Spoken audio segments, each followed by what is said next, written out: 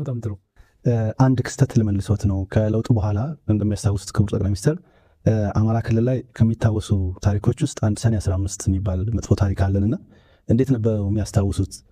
ለምንድን ነው የተከሰተው ብለው ያስባሉ? እርስዎ ደግሞ ከለውጥ ማግስት ስለነበረ ከኢትዮጵያ ፖለቲካም ጋር ያለው ተጽዕኖ ቀላል የሚባል አይደለምና እንዲሁም ደግሞ አሁን የአማራ ክልል ያለበት ሁኔታ ምን የሚታወቅ ነው።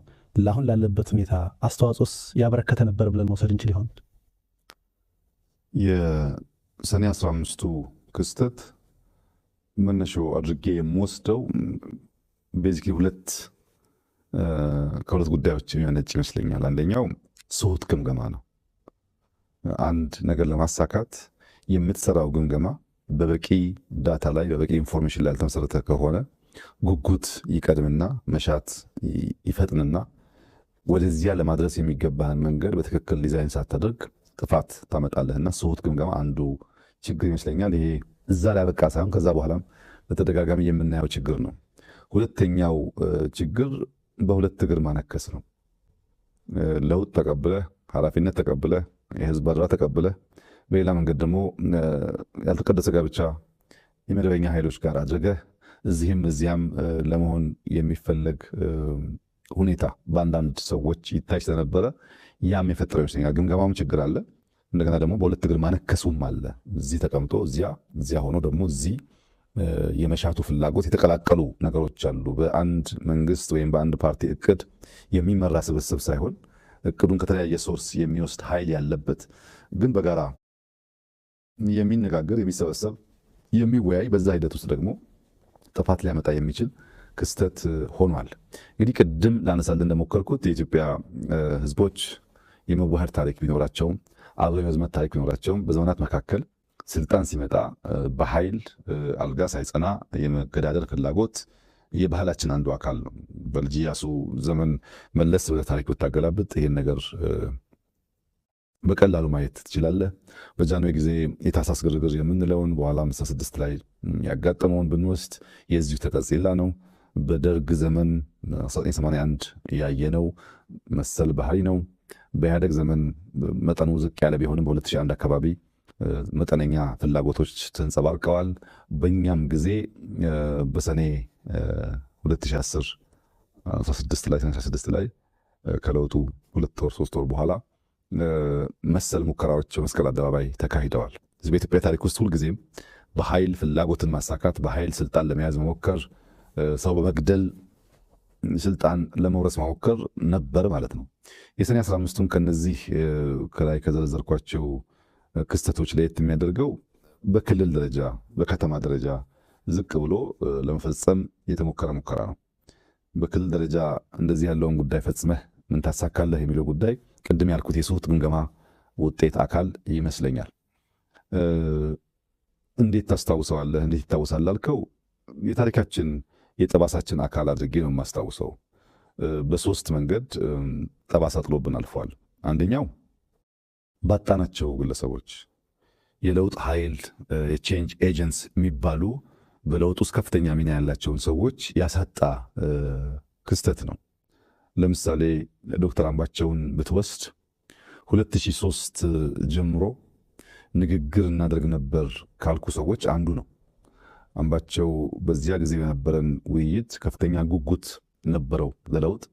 ግን እምነቶቻችንን ምንድነው ያሉን፣ እንዴት እናሳካቸዋለን፣ መቼ እናሳካቸዋለን የሚለውን ነገር ለመወያየት ከ2003 በኋላ አማራ ክልል እያለ ተደጋጋሚ ሲመጣ እንገናኝ ነበር። በኋላ ሁለታችንም የካቢኔ አባላት ሆነን በደንብ እየተገናኘን እንወያይ ነበር። ዝም ብሎ ኦቨርናይት የተፈጠረ ነገር አይደለም። ብዙ ምክክሮች፣ ውይይቶች፣ የተለያዩ ሰዎች በውስጥ እያቀፉ መሄዶች ነበሩበት። ጀነራል ሰዓረን ብትወስድ ሰዓረ አጋጣሚ ሆነው ቀደም ብሎ ሃይ ስኩል ቦርዲንግ ስኩል በጋራ የተማርነው አንድ ትምህርት ቤት ነበር። ትምህርት ቤቱ ደግሞ ቦርዲንግ ስለነበረ ቀንም ማታም የመገናኘት እድል ነበረን። ረዘም ያለ ጊዜ ተውቃለን። በኢትዮ ኤርትራ ጦርነትም ከዚያም በኋላ ባሉ አጋጣሚዎች አልፎ አልፎ የመገናኘት የመነጋገር ልምዶች ነበሩን፣ ቅርብ ነበረን። ለውጡ ሊመጣ ጥቂት ጊዜ ሲቀረው የለውጡ ዋዜማ ገደማም በተደጋጋሚ እንገናኝ ነበር።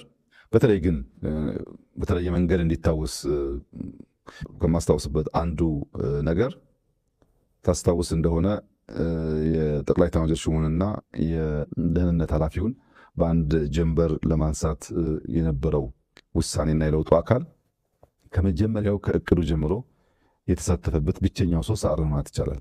ብዙ ሰው ጉዳዩን አያውቀውም። ሰዓረ በእቅዱም በሂደቱም ተሳትፎ ነበረው። በዚያ ደረጃ ለቼንጅ ኤጀንት የሚታመን ሰው ነበር ማለት ነው።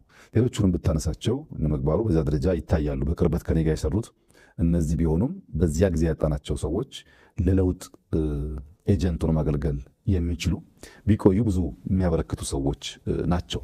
አንዱ ጠባሳ ይሄ ነው። ሁለተኛው በኢትዮጵያ ፖለቲካል ትምምን ውስጥ የፈጠረው ጠባሳ ነው። ፖለቲካል ትረስት በጣም እንዲቀዘቅዝ አድርጓል። በሰዎች መካከል፣ በቡድኖች መካከል አብረህ እየኖርክ አብረህ እየሰራህ አብረህ እየተሰበሰብክ የመተማመን ዝንባሌው በእጅጉ እንዲቀንስ አድርጓል። ያም በጣም መጥፎ ጠባሳ ነው። አብረህ ስለ ሀገር ከምትመክረው ሰው አደጋ ያጋጥመኛል እያሰብክ መምከር በእጅጉ ትምምንን የሚቀንስ ጉዳይ ስለሆነ እንደ አንድ ክስተት ጠባሳ ሊታይ ይችላል። ሶስተኛው ባህል ነው። የኢትዮጵያን የፖለቲካል ባህል አበላሽቶታል። ቀድሞ የነበረ ነው፣ ያን አስቀጥሏል። ከንግግር ከውይይት ይልቅ በመሳሪያ በጉልበት ግለሰቦችን በማፈም መግደል፣ ስልጣን ማረጋገጥ መጎናጸፍ ለመሞከር ያለውን ልምምድ የሚያስቀር መሆን ሲገባው የሚያስቀጥል መሆኑ በሶስተኛ ደረጃ በጠባሳነት አየዋለሁ። ክስተቱ ይበልጥ የሚያሳዝነው እና አሁንም ቆም ብለን ማየት የሚገባን ገዳይም ሟችም ሁለቱንም ኃይሎች በጀግንነት ያወሳ የፖለቲካል ዲስኮርስ የታየበት ነው። ይሄ በኢትዮጵያ ታሪክ ውስጥ እስካሁን ያለንበት ውጥንቅጥ ታሪክን እንዳለ አስቀምጦ ከመልካሙ ከስህተቱ መማር ሲገባ ታሪክን እየመረጥክ ታሪክን እያንሻፈፍክ ታሪክን በፈለግከው መንገድ አድርጎ የማቆየቱ ጉዳይ አሁን ላለንበት አጠቃላይ ውጥንቅጥ ዋናው መሰረት የዚያ የትርክት ስብራት ጉዳይ ነው። አሁን እዚህ እንደዋዛ በብሔርተኝነት ስሜት በአውራጃዊነት ስሜት ታሪኩን አንሻፈን ብንጽፍ ብንናገር ነገ ልጆቻችን ዋጋ ሊከፍሉበት የሚችሉ ጉዳይ እንደሆነ ማሰብ አለመቻል ደግሞ ያሳዝነኛል። ይሄ ጉዳይ እንዳለ ታሪኩን አስቀምጠህ ከተቀመጠው ታሪክ ተነስተህ በሚኖር ትንተና የፈለግከውን ነገር ወደ ቀኝ ወደ ግራ ወስደህ መማር ትችላለህ። ታሪኩን ማዛባት ግን እምብዛም ጠቃሚ አይደለም። ዛሬ ብቻ ሳይሆን ነገም ዋጋ ያስከፍላል፣ ትውልድ ዋጋ ይከፍልበታል።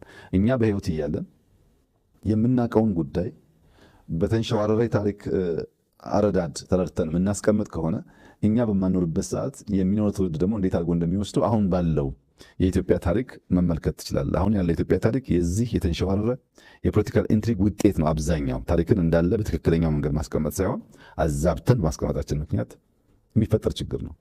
ከዚያም ሻገር ሲል የፖለቲካ ሴራ ተንታኞች መጠቀሚያም ሆኗል። ታስታውስ ከሆነ እለቱ ቅዳሜ ነበር፣ ዊኬንድ ነበር። ማምሻ ላይ ነበረ ይሄ ጉዳይ የተፈጠረው እና እኔ እዚህ ቢሮ ቆይቼ ከቢሮ ስወጣ መረጃም የሰማሁት እና ለሚዲያ መነገር አለበት የሚል ሐሳብ መጥቶ የሚዲያ አካላት ይጠሩ ብለን ፋና፣ ኤቢሲ፣ አሚኮ ተጠርተው ነበር። የሰጠሁበትን ቦታ እስከዛሬ አስታውሰዋለሁ እኔ። ነገር ግን ፋናና ኢቢሲ ምናልባትም ዊኬንድ ስለሆነ ምሽትም ስለነበረ ስንጠራቸው በዚያ ፍጥነት አልመጡልንም። አሚኮ ግን ጎረቤት ነው፣ እዚያ 4 ኪሎ ነው መስሪያ ቤቱ። መኪናም ላያስፈልገው ይችላል እዚሁ ስለሆነ ልክ ጥሪው ሲደረግ ወዲያው አሚኮ መጣ። አሚኮ መጥቶ የተወሰነ ደቂቃ ጠበቅን እነዚያ ቢደርሱ ብለን ዘገዩብን እና መጨረሻ የመጣው ሐሳብ ምንም ችግር የለውም አሚኮ ወስዶ ለሁሉም ሊያከፋፍል ስለሚችል ለአሚኮ ይሰጥ ተብሎ ምሽት ላይ ነው እኔ ቤት ነው ለአሚኮ ሰጠሁኝ። በኋላ ግን ባህር ዳር ላይ ሆኖ መግለጫ ሰጠ ወደሚል የሴራ ትንታኔ ተቀይሯል። እንደዚህ ያለው ከእውነት የተፋታ ለዛሬም ለነገም የማይበጅ ውስጥህ እያወቀ የሚሸነገር የሚዋሽ ነገር ጥፋት ብቻ ነው የሚያመጣውና ያ ክስተት ከመነሾ የሚሳካ ነው። ከመነሾ አንድ ግብ የሚያሟላ ነው ባትልም እንደ ጥቁር ጠባሳ የሚወሰድ መጥፎ ክስተት ነው ብዬ ነው ማየው። አመሰግናለሁ ክቡር ጠቅላይ ሚኒስትር። ብልጽግና እንደ ፓርቲ የመደመር መንግስትም እንደ መንግስት ሲመጣ የአማራ ህዝብ ይፈታቸዋል ይመልስልናል ብለው ሲያነሷቸው ወይም ተስፋ ያደርጓቸው ጥያቄዎች ነበሩና እነሱን ከመመለስ አንጻር ምን ተከናውኗል ብለው ያስባሉ? ብዙ ጊዜ ደግሞ የአማራ ህዝብ ከሚያነሳቸው ጥያቄዎች መካከልም እንዳብነት ከወሰንና ከማንነት ጋር የሚገናኙ ጉዳዮች ዛሬም ድረስ አልተፈቱም፣ ረጅም ጊዜ ወስደዋል እየተባለ ይነሳል። ይሄ ደግሞ የአማራ ህዝብ ለብልጽግና መንግስት የሚኖረውን ድጋፍ እንዲቀንስ፣ እምነቱን እንዲላላ ያደርገውም ወይ የሚለው ላይ ማብራሪያ እንዲሰጡኝ ይፈልጋለሁ። በዚያ ከለውጥ ማግስት ባደረግነው ውይይት በሁሉም የአገሪቱ ጫፎች የነበሩት ጥያቄዎች፣ አስተያየቶች በሁለት አንኳር ጉዳዮች ተከፍለው ይታዩ ይችላሉ። አንደኛ ፖለቲካ ጥያቄ ነው። ሁለተኛ ደግሞ የመልማት ጥያቄ ነው። ልማትና ፖለቲካ ናቸው ጎልተው በተለያየ ቋንቋ በተለያየ መንገድ የሚነሱት። በአማራ ክልል የነበረውን ጥያቄ ከዚህ ተለይቶ የሚታይ አይደለም። የመጀመሪያው የፖለቲካ ጥያቄውን ብንወስድ በሁለት ከፍለን ማየት እንችላለን። ራሱ የፖለቲካውን ጥያቄ አንደኛው ረዥም ጊዜ የሚወስድ ዘላቂ መፍትሄ የሚሻ አስተማማኝ ሰላም ማረጋገጥ የሚፈልግ ከአንድ ብሔር፣ ከአንድ ክልል፣ ከአንድ ፓርቲ በላይ ማሳተፍ የሚፈልጉ ጉዳዮች አሉ። በአንድ ፓርቲ የማይመለሱ፣ በአንድ ክልል የማይመለሱ፣ በአንድ ከባቢ ፍላጎት የማይመለሱ የሌሎችን ተሳትፎ የግድ የሚጠይቁ ጉዳዮች አሉባቸው ጥያቄዎች ውስጥ።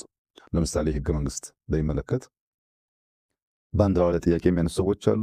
አንቀጽ 39 ጥያቄ የሚያነሱ ሰዎች አሉ። በወሰን ጉዳይ በወሰን ይገባኛል ጥያቄ የሚያነሱ ሰዎች አሉ። እንደነዚህ ያሉ ጥያቄዎች ሙሉ እይታን ዘላቂ ሰላም የሚያረጋግጡ ምላሽን ማምጣት ይጠይቃሉ። እንዲሁ ሰምተህ ወዲያው የምትመልሳቸው ጉዳዮች ሳይሆኑ ሂደት ይፈልጋሉ። ለዚያ ረዘም ላለ ጊዜ እንግዲህ በውይይት እንደቆየን ይታወቃል። እያንዳንዱ የራሱ ችግር ስላለበት፣ ለምሳሌ ከነዚህ ጥያቄዎች ውስጥ ስንቶቹ እንደሆኑ ባላቅም ብዙዎቹ በሀገራዊ ምክክሩ ምላሽ ሊያገኙ እንደሚችሉ ተስፋ አደርጋለሁ። ነገር ግን ሐረርጌ ሄደህ የተጠየቀውን ጥያቄ እዛው ምላሽ እሰጣለሁ ብትል ወለጋ ስትሄድ ጥያቄ ሊወልድ ይችላል። ወላይታ ሶዶ ሄደህ ተጠይቀህ ለዚያ ምላሽ እዛው እሰጣለሁ ብትል ጎንደር ስትሄድ ጥያቄ ሊወልድ ይችላል። ከዚህ ማሳያ አንዱ የወልቃይት ጥያቄ ነው። የወልቃይት ጥያቄ ረዘም ላለ ጊዜ ይገባኛል ጥያቄ በአማራ ክልል ሲነሳ ቆይቷል። ይህንን ጉዳይ የሁለቱም ክልል ህዝቦች ያሳተፈ ያወያየ፣ በህገ መንግስቱ መሰረት በሪፍረንደም የተረጋገጠ ለዘላቂ ሰላም መነሾ የሚሆን ካልሆነ እድል አግኝቻለሁና አሁን ላፈላልግ ብትም ሲቀየር ይበላሻል። ለምሳሌ ከዚህ ቀደም የፌዴራል ክልል ስሪት ሲሰራ በህዝቦች ውይይት ቢሆን ያ ነገር የተፈጸመው ለረጅም ጊዜ ጥያቄ ሆኖ አይቀጥልም ነበር። ያን ስህተት የሚደግም ነገር ነው አሁን ስለሚመች እናድርገው የሚል ጥያቄ የሚነሳበት መንገድ ውይይት ይፈልጋል። ስፔሲፊካሊ የወልቃይትን ጉዳይ ብትወስድ በትግራይ በኩል ያለው ጥያቄ ፌዴራል መንግስት ስርዓት ውስጥ በትግራይ ክልል ይተዳደር ነበር። በጦርነቱ ምክንያት ነው ያንን ቦታ ያጣ ነው። አሁን ደግሞ ለአማራ ህዝብ ህልውና እንታገላለን የሚሉ ኃይሎች ሁሉ ውሰዱት፣ አብረናችሁ እንዋጋለን፣ ይገባችኋል እያሉን ነው። እየከለከለን ያለው የፌዴራል መንግስት ነው። የፌዴራል መንግስት ከዚህ ጉዳይ ራሱን ቢያወጣ እኛ በማንኛውም መንገድ በኃይልም ይሁን በሰላም ቦታችንን እናስመልሳለን። እንቅፋት የሆነብን የፌዴራል መንግስት ነው እንጂ ለዚህ ህዝብ የሚታገሉ ወገኖችም ጭምር ለዚህ ህዝብ እንታገላለን ባዮች ጭምር እንድንወስድ ፈቅደው የዚያ ትግል ተባባሪና አጋር ሆነዋል። እናንተ ናችሁ እንቅፋቱ ይላሉ። ወደ አማራ ክልል ደግሞ ስትመጣ ከጦርነት በኋላ በፌዴራል መንግስት ውክልና የሚተዳደረው የወልቃይት ክልል በህግ አግባብ በተሟላ መንገድ ወደ አማራ ክልል መመለስ ሲገባው የፌዴራል ክልል መንግስት አልመለሰም ብለው ያስባሉ። ሁለቱም ጋር ጥያቄ አለ ማለት ነው። ይህንን ጥያቄ የምንፈታው አንዱን ወገን በማስደሰት ለአንዱ ወገን ምላሽ በመስጠት አንዱን ከጥያቄው ጋር እንዲቆይ ብናደርገው ዘላቂ ሰላም አያመጣም። የጊዜ ጉዳይ እንጂ መልሶ ግጭት ይፈጥራል። መልሶ ግጭት የሚፈጥርን ነገር ለአጭር ጊዜ እፎይታ፣ ለአጭር ጊዜ ደስታ መመለስ ደግሞ የመደመር መንግስት ፕሪንሲፕል አይደለም። የኛ አንደኛው ፕሪንሲፕል ሚዛናዊነት ነው። ሁለተኛው ሙሉ እይታ ነው። በምንወስናቸው ውሳኔዎች ዘላቂ ሰላም፣ ዘላቂ ልማት፣ ዘላቂ አብሮነትን የማያረጋግጥ የአጭር ጊዜ ድል ከሆነ ታይም ቦምብ ነው። ነገርን ለጊዜው ያዳፍናል እንጂ ከናካቴው አያጠፋውም ብለን ስለምናስብ አንመርጠውም። መንገዱን ጊዜ ወስዶ ተወያይተን ተመካክረን ህግን ስርዓትን ተከትለን የህዝቦችን ተሳትፎ አረጋግጠን ብንወስን ግን ለዘላቂው ሰላም ሊያረጋግጥ ይችላል የሚል እምነት ስላለን አብዛኛው በኢንክሉሲቭ ናሽናል ዲያሎጉ 4 ዓመት የፈጀ ሂደት ነው። ብዙ ሺህ ሰዎች የሚሳተፉበት ነው። አሁን እኔን ካነጋገርኩ በኋላ ራንደምሊ ሄደህ አንዱን ከሰሜን አንዱን ከምስራቅ አንዱን ከደቡብ ብታነጋግር በዚህ መድረክ መገኘቴ ብቻ ከበቂ በላይ ነው ይሉሃል። በጣም ብዙ ነገሮች ይነሳሉ፣ ብዙ ቅሬታዎች ይነሳሉ። አንዱ የአንደኛውን ጥያቄና በሽታ ያደምጣል። በዚያ መንገድ ነው ኢትዮጵያ የምትሰራው፣ ውይይት፣ በንግግር፣ በትዕግስት ነውና ከአማራ ክልል ጥያቄ አንጻር ከበፊቱ የከፋ ነገር አሁን አለ ብሎ ለመውሰድ ያስቸግራል። በፊት የአማራ ክልል ወልቃይት ወደሚለው አካባቢ መጓዝ አይችልም። ዛሬ ቢያንስ መሄድ ይችላል፣ ሰው መጠየቅ ይችላል። እንደው በህግ ተጠቅሎ የአማራ ክልል ነው ባይባልም ለመንቀሳቀስ የሚከለክል ነገር የለም። ሌላው ደግሞ በምክክር በውይይት ትግራይንም ማሳትፈን፣ እነሱም የኛው ወገኖች ናቸው፣ ኢትዮጵያውያን ናቸው። እነሱም በሚያስከፋ መንገድ የምንፈጽመው ነገር ጥቅም የለውም ብሎ ማመን ያለበት የአማራ ክልል ማህበረሰብ በዛም በዚህም ያለው የተዋሃደ ቅድም እንዳልኩት የተዋለደ በብዙ ጉዳይ ውስጥ አብሮ ያለፈ ህዝብ ነውና ሁለቱንም ህዝብ በሚያሳምን በውይይት በምክክር ዊን ዊን አፕሮች ብንከተል ዘላቂ ሰላም ያረጋግጣል። ከዛ ውጭ ያለው መፍትሄ ለአማራም አይጠቅምም፣ ለኢትዮጵያም አይጠቅምም፣ ለትግራይም አይጠቅምም ብለው የመደበን መንግስት በጽኑ ያምናል። ነገር ግን ከረዥም ጊዜ ምላሽ ከሚሹ ባሻገር ያሉ በአጭሩ ፓርቲው መንግስት መመለስ የሚገባቸውን ብዙ ፖለቲካል ጥያቄዎች ግን ምላሽ አግኝተዋል። ለምሳሌ በፓርቲ ውስጥ እኩል ተሳትፎ አልነበረም። አንደኛ ባለቤትና ጎረቤት ነበር። ኢትዮጵያውያን ከፊሉ ባለቤት ከፊሉ ጎረቤት ወይም አጋር ተብሎ የተከፈለበት ሁኔታ ነበረ። ባለቤት ከተባሉትም ደግሞ ሃይራርኪ ነበራቸው። ዴሞክራሲን በሚያሳይ መንገድ ባለቤትነታቸው የሚያረጋግጥ ነገር አልነበረም። ለምሳሌ ፓርላማ ውስጥ ኦሮሞ፣ አማራ በቁጥራቸው ምክንያት በርከት ያለ ወንበር ቢኖራቸውም በፓርቲ ውስጥ ግን ኦሮሞም፣ አማራም፣ ትግሬም እኩል ወንበር ነበራቸው። እኩል ወንበር ነበራቸው ማለት መንግስቱን የሚመራው ፓርቲ ነው። ፓርቲ ውስጥ የማጆሪቲ ሩል ማይኖሪቲ ራይትስ የሚባለው የዴሞክራቲክ ፋውንዴሽን መሰረቱ እሳቤው አልነበረም። ቲፒኤልኤፍ 9 ሰው አለው፣ ኦህዴድ 9 ሰው አለው። እነዚህ ሰዎች በኩል ድምፅ ነው ወስነው ያ ውሳኔ ወደ ፓርላማ የሚፈጸመው። ይሄ ተሳትፎን የተዛባ ያደርገዋል፣ መስተካከል ነበረበት የሚል ጥያቄ ነበር። ሪጂናል ኦቶኖሚ ክልሎች ከፌዴራል መንግስት በህግ የተሰጠው ስልጣን ባሻገር ጣልቃ ሳይገባባቸው በነፃነት ልማታቸውን፣ ሰላማቸውን፣ ፖለቲካቸውን እንዲያራምዱ መፍቀድ ላይ እንደሚታወቀው ውስንነት ነበር።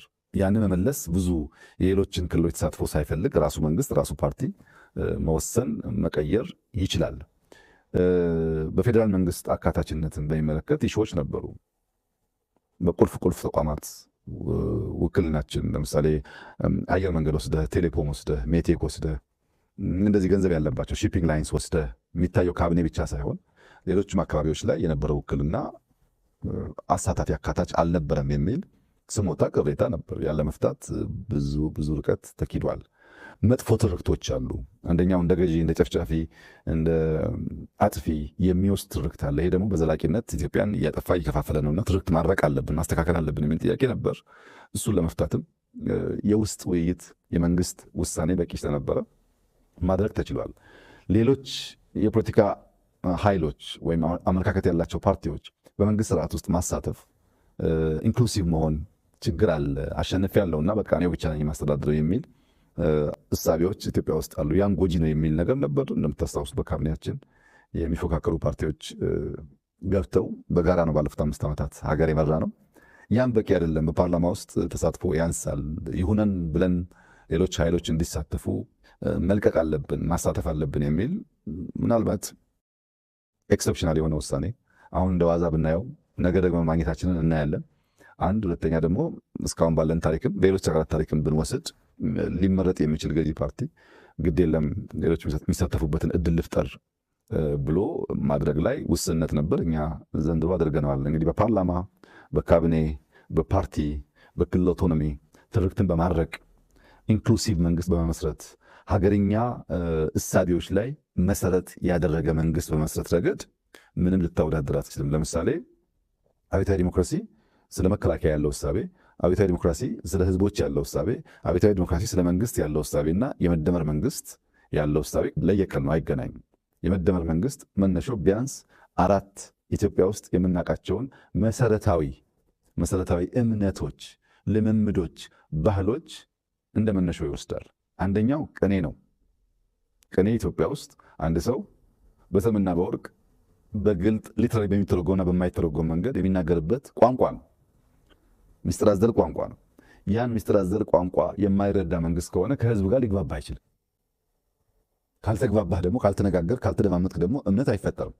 ህዝብህን ለማድመጥ የኢትዮጵያ ህዝብ የሚናገርበት ዘዬ፣ ልምምድ፣ ባህል ሌሎች ሀገሮች ከምናውቀው ለየት ይላል። ቅኔ የሚባል በሁለት መንገድ የሚተረጎም ልምምድ አለው።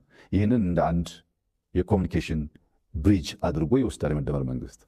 ሁለተኛው የተበተኑ ሀብቶች አሉ፣ ፍራጃይል የሆኑ እውቀቶች፣ የሰው ኃይል ካፒታል አለ።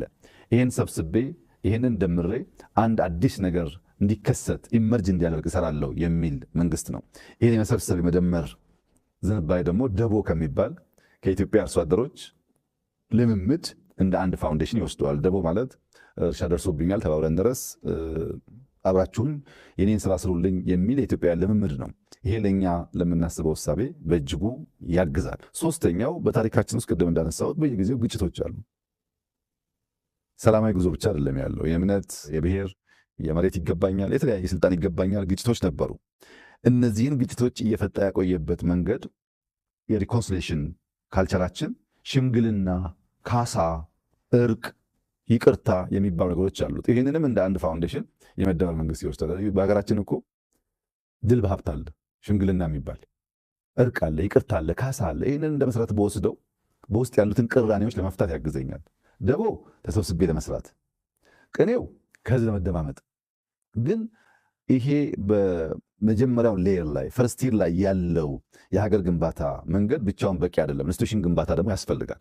ለኢንስቲትዩሽን ግንባታ ደግሞ ገዳን እንደ መሰረት ይወስዳል። ገዳ ለብዙ መቶ ዓመታት ብዙ አይነት ጥቃት እየደረሰበት ከልጅ ልጅ ሲወራረስ የቆየ መንግስታዊ ስርዓት ነው። ይሄ መንግስታዊ ስርዓት የስልጣን ገደብ የሚያረጋግጥ፣ ግልጽ የስልጣን ክፍፍል የሚያረጋግጥ፣ አንተ መስራት ያለብን ማድረግ ያለብኝ ያኛው ማድረግ ያለበትን በግልጽ የሚያስቀምጥ፣ የስልጣን አወራረስ ሂደቱ ሰላማዊ መሆን ብቻ ሳይሆን ሰው የማዘጋጀት ሂደቱም ከፍተኛ ልምድ ይገኝበታል። ይህን ተቋማዊ ልምድ ደግሞ እንደ አንድ መሰረት እንወስዳለን። ለተቋም ገዳን ብንወስድ፣ ለኮሚኒኬሽን ቅኔን ብንወስድ፣ ለሪኮንሲሌሽን ሽምግልናን ብንወስድ፣ አብሮ ተባብሮ ለመስራት ደግሞ ደቦን ብንወስድ አብዛኛው ጉዳዮቻችን ምላሽ ያገኛሉ ብሎ ነው የመደመር መንግስት ከሀገርኛ ብሂል፣ እውቀት፣ ካልቸር የመነጨ ለእኛ በቂ ምላሽ መሆን የሚችል እሳቤ ላይ ቆሞ የመንግስት ስሪቱን የነደፈው እና በእንደዚህ ያለው ጉዳይ በጣም ትላልቅ ምላሾች ተሰጥተዋል። ሌላው ደግሞ እኛ የምንመልሰው ልጆቻችን የሚመልሱት ጉዳይ ሊኖር ይችላል። ሁሉም ነገር በአንድ ጀንበር ስለማይመለስ አንዳንዱን በትዕግስት ማየት ለአማራም